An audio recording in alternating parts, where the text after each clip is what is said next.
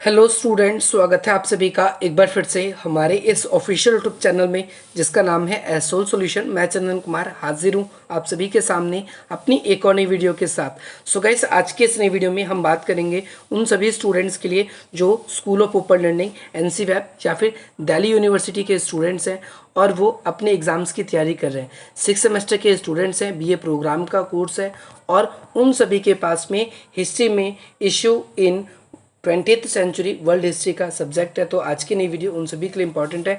आज हम एक इंपॉर्टेंट यूनिट के बारे में पूरे के पूरे यूनिट्स है जो क्वेश्चन बनेंगे आज की हम इस वीडियो में हम डिस्कस करेंगे। सबसे पहली बात तो 2 क्वेश्चन मैंने आप सभी के लिए इंपॉर्टेंट क्वेश्चन वाली वीडियो में बताए थे, जिसमें बताया था पहला क्वेश्चन ये बनता है कि भाई उत्तर और दक्षिण में पर्यावरण आंदोलन में क्या भिन्नता है और दोनों में क्या विवाद है।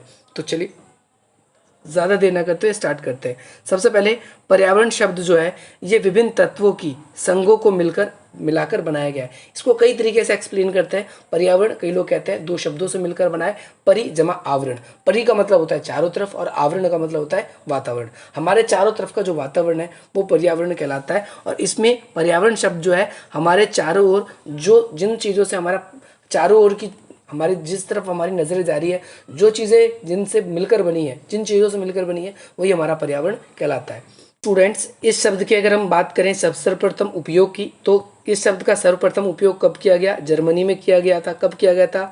1860 में किया गया था।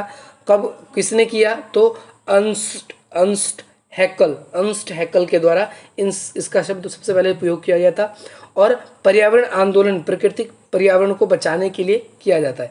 पर्यावरण आंदोलन जो है वो हमारे आस पड़ोस की जो प्रकृति है, हमारा जो वातावरण है, उसको बचाने के लिए किया गया, जिसका इतिहास काफ़ी पुराना है। लेकिन इसके संगठनों ने इसे जो आजकल के वर्तमान, चाहे हमारे निजी संगठन है, चाहे राष्ट्र के संगठन है, राष्ट्र के द्वारा जो संगठन बनाए जाते हैं, या फिर जो अंतर्राष्ट्रीय स्तर पर देशों के राज्यों के जो प्रमुखताओं के आधार पर जो बनाया गया है, उनका इतिहास अगर हम देखें तो बहुत पुराना है। लेकिन इसके संगठनों का प्रभाव हाल ही में सामने आया है। 20वीं शताब्दी के अंत में पर्यावरण जो है उसे बचाने के लिए जो है वो जितने ज़्यादा सार्थक प्रयास हम कह सकते हैं किए जा रहे हैं। कब से? 20वीं शताब्दी के बाद से। क्योंकि 20वीं शताब्दी के बाद से हमने देखा पर्यावरण की वजह से जो ह्यूमन की जो लाइफ है वो पूरी तरीके से चेंज होती जा रही है। क्योंकि मनुष्य पर्यावरण में बदलाव कर रहा है, तो इसीलिए पर्यावरण मनुष्य की लाइफ में बदलाव कर रही है। अब आप बोलोगे कैसे? जैसे हम वनों को काट रहे हैं तो भाई गर्मी बढ़ रही है, हम वनों को काट रहे हैं तो ऑक्सीजन की कमी हो रही है, तो बहुत सारी प्रॉब्लम ऐसे हो रहे हैं। अब जिसमें परीक्षक यानी जो प्राकृतिक आवासों का सर्वप्रथम उपयोग करता है, जो भी व्यक्ति प्राकृतिक आवासों का सबसे ज़्यादा उपयोग करता है, या तो रूढ़िवादी पर्यावरण के बगैर हानि पहुंचती है उसमें, या फिर संसाधनों का जिस भी तरीके से आजकल के जो लोग बाग हैं वो पर्यावरण को जो बचाने की बात करते हैं, प्रकृति को बचाने की बात करते हैं, तो कुछ लोग क्या कहते हैं, ये रूढ़िवादी व्यक्ति है, ये विकास को नहीं जानता। अगर हम बात करते हैं कि भैया पेड़ लगाओ उससे हरियाली आएगी, तो आजकल के जो आधुनिक लोग हैं कहते हैं पेड़ नहीं AC लगाओ तब हमारे यहाँ पर ठंडक आएगी। तो कहीं ना कहीं जो आजकल के युवक है वो लोग क्या चाहते हैं, वो पर्यावरण के अंदर बदलाव चाहते हैं। वो चाहते हैं कि हमारे अनुकूल ही सारी चीज़ें रहे। तो भाई हम बात कर लेते हैं, तो इंट्रो था। अब हम बात कर लेते हैं उत्तर में पर्यावरण आंदोलन क्या है, फिर हम बात करेंगे दक्षिण में क्या है, और फिर ये दोनों विवादास्पद क्या है, फिर हम इसके बारे में भी हम बात करेंगे। तो पर्यावरण आंदोलन उत्तर और दक्षिण दोनों में दिखाई देता है, परंतु दोनों में वैचारिकता का थोड़ा अंतर है, दोनों में वैचारिकता का थोड़ा भिन्नता है। दक्षिण में परिस्थितियों को मुद्दा बनाकर आंदोलन किया गया है, जैसे मानवाधिकार, नैतिकता, न्याय और इन सब के बंटवारों से जुड़ा हुआ मुद्दा है। ध्यान रखना है, दक्षिण की बात कर रहे हैं। दक्षिण में 3 नैतिकता, मानवाधिकार, न्याय और आवास, लोगों के धर्म, इन सब से जुड़ा हुआ है। और लोगों ने आंदोलन इसलिए करें ताकि इन सब की वो रक्षा कर सके। उनका आंदोलन का मुख्य स्थानीय बचाव से संबंधित है। वो चाहते हैं कि सरकार जो है हमारे आवासों को, हमारे धार्मिक रिवाजों को, या सदियों से हम जिन स्थानों पर रह रहे आ रहे हैं, जो चीज़ हमारी है वो हमसे ना छीने। वो ये चाहते हैं कि हमारा जीविका का जो सोर्स है, जंगल जैसे हमारे जीविका के सोर्स हैं, तो सरकार जंगल को नहीं काटे ताकि हम वहाँ से अपना भरण पोषण कर सके। ये आप सभी को ध्यान रखना है। और वे अपने अस्तित्व और इन मुद्दों की लड़ाई लड़ रहे हैं जो कि दक्षिण में। वहीं उत्तर की बात करें तो उत्तर के जो लोग हैं वो उनके कुछ प्रश्न और उनके जो आंसर है वो कुछ अलग ही हैं। उनका कहना है, उनका महत्वपूर्ण निर्णय उनका ये है कि भाई जो निश्चित हम पर्टिकुलर हमारी जो एक्टिविटीज़ है, ह्यूमन की एक्टिविटीज़ है, उन एक्टिविटीज़ को कंट्रोल करने की बात हो रही है। इनमें कहा जा रहा है कि हमें ह्यूमन जो है वो स्वार्थी है, वो सिर्फ अपने विकास की चाहता है और अपने विकास के कारण वो जंगलों को काट रहा है, पर्यावरण के साथ छेड़छाड़ कर रहा है और इस वजह से जो है संसाधनों का बहुत तेज़ी से दोहन हो रहा है, संसाधन बहुत तेज़ी से नष्ट हो रहे हैं और उत्पादन और जनसंख्या हम देख रहे हैं कि उत्पादन कम हो रहा है और जनसंख्या ज़्यादा बढ़ रही है और जनसंख्या जो है वो ज़्यादा बढ़ने की वजह से जो है वो सारी की सारी समस्या हमारे सामने निकल कर आ रही है। पारिस्थितिक चिंतन की बात करें हम तो आज समय के जो हमारा इकोसिस्टम है वो बिल्कुल ही बिगड़ चुका है और उसके लिए उसका इम्पैक्ट जो है वो लोगों पे दिख रहा है। जंगल जो है वो बर्बादी की कगार पे, जंगल पे ऑटोमेटिकली आग लग जाती है और लेकिन हम देखें तो ये सारा का सारा हमारे लिए बहुत ज़्यादा नुकसानदायक है। दूसरे विश्व युद्ध के पश्चात अमेरिका ने पर्यावरण को लेकर संयुक्त स्वास्थ्य आदि यूनाइटेड स्टेट एनवायरनमेंट पॉलिसीज़ कब बनाई?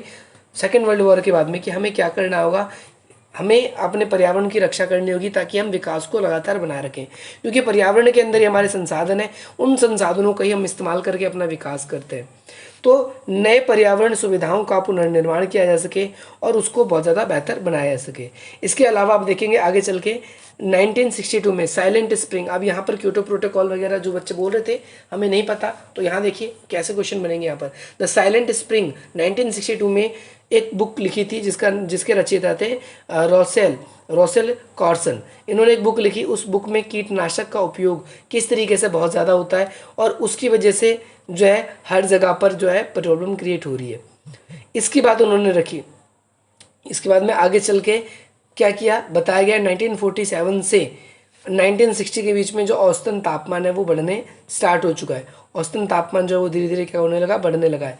और अगर हम देखें मुख्य रूप से पर्यावरण को लेकर तो आज लोगों की सतर्कता थोड़ी सी वो क्या होने लगी है, बढ़ने लगी है। संयुक्त राष्ट्र संघ के द्वारा कई सारे प्रयत्न किए गए पर्यावरण की सुरक्षा के लिए, तो उसी में से एक आप देखेंगे तो 1992 में हुआ, 1972 में हुआ, 1997 में हुआ। तो ये अलग अलग समय पर अलग अलग क्या हुए पर्यावरण के सम्मेलन जो कि यूएनओ के द्वारा कराए गए और ये यूएनओ जो है वो पर्यावरण की रियलिटी में रक्षा चाहते हैं। इसके लिए इन्होंने कई देशों पर अपने ग्रीन हाउस के उत्सर्जन को कम करने के लिए बाध्यकारी निर्णय भी दिए हैं।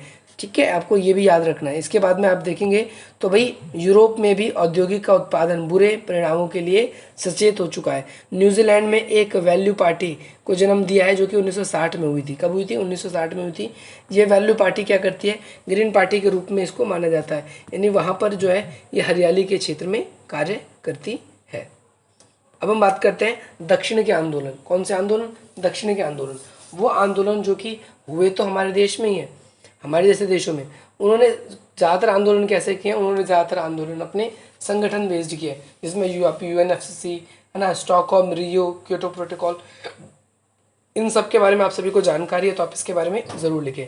और नाउ यहाँ पर हम देखेंगे अब जो है दक्षिण में पर्यावरण आंदोलन कौन कौन से हुए। तो दक्षिण में पर्यावरण आंदोलन जो है वो आपको स्टार्टिंग में बताया कि मानवाधिकार एक तो उसके लिए, दूसरा नैतिकता के लिए और तीसरा जो है आपसी जो सामंजस्य उसको स्थापित करने के लिए हमने पर्यावरण आंदोलन किया है, ताकि प्रकृति और जो मनुष्य है उसके बीच में सामंजस्य स्थापित रहे।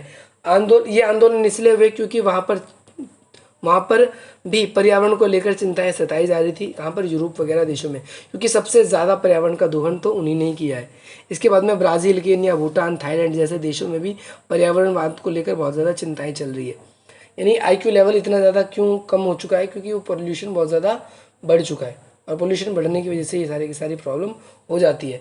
ब्राज़ील, अब भाई ब्राज़ील के बारे में बताया गया 1960 से 1984 के बीच में अंधाधुंध वनों की कटाई हुई और इसकी वजह से वन की कमी होने लगी।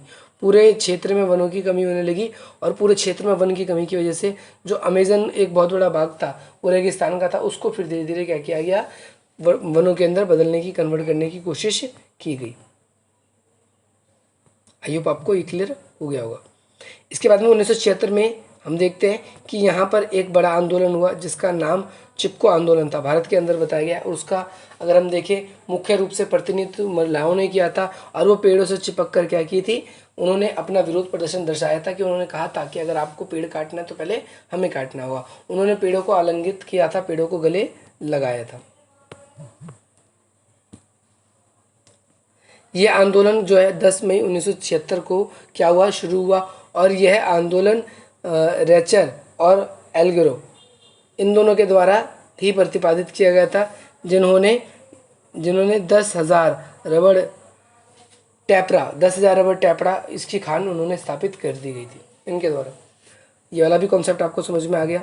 और इसके बाद में अब हम बात करेंगे 1982 में क्या हुआ कि इन रेसन्स ने लगभग 6 मिलियन जगह टेररिस्ट से विकास के नाम पर लेकर उन्होंने क्या किया, सशक्त करने में लगा दिया अपने आप को। बल्कि अब इसके अंदर बताया गया कि कोई टेररिस्ट था, उससे पैसे लिए, लेकिन उसको देश की भलाई के यूज़ नहीं किया, ना ही उसको रिटर्न किया, बल्कि उसका भ्रष्टाचार कर लिया गया। तो ये क्वेश्चन ये इंपॉर्टेंट है, आप सभी के एग्जाम में पूछा भी जाता है। होपफुली आप सभी को ये क्वेश्चन समझ में आ गया होगा। अब इसके बाद में आगे हम बात करेंगे स्टॉकहोम सम्मेलन के बारे में। तो स्टॉकहोम सम्मेलन जो है वो कब होता है, तो वो 1982 में होता है। ठीक है, तो उसके अंदर भी यही कॉन्सेप्ट चल रहे थे। आई होप आप सभी को ये वीडियो पसंद आएगी और इसी प्रकार की इंटरेस्टिंग वीडियोस पाने के लिए आप हमारी वीडियो को लाइक करेंगे। अब देखो यहाँ पर मैं आप लोगों को फिर से रिपीट कर रहा हूँ कि जो दक्षिण में आंदोलन हुए वो किस किस को बेस्ड होकर हुए, रोजगार को लेकर, आवास को लेकर, इसके बाद में चिंताओं को लेकर, फ्यूचर प्लान को लेकर, इन सब पॉइंटों को साथ हमारे डील करनी है। होपफुली आज की इस नई वीडियो से आप सभी को बहुत वैल्यू मिलेगी और इसी प्रकार की इंटरेस्टिंग वीडियोस पाने के लिए आप हमारी वीडियो को लाइक करेंगे। अभी ये वाद विवाद वाला जो कॉन्सेप्ट है इसको मैं अगली वीडियो में बताऊंगा, जैसा कि मैंने बताया था, इसको हम अगली वीडियो में डिस्कस करेंगे। होपफुली आज की इस नई वीडियो से आप सभी को वैल्यू मिलेगी और इसी प्रकार की इंटरेस्टिंग वीडियोज़ पाने के लिए आप हमारी वीडियो को लाइक करेंगे, अधिक से अधिक मित्रों तक शेयर करेंगे और हमारे चैनल को सब्सक्राइब करेंगे। मिलते हैं आपसे अगली वीडियो में। जय हिंद, जय भारत।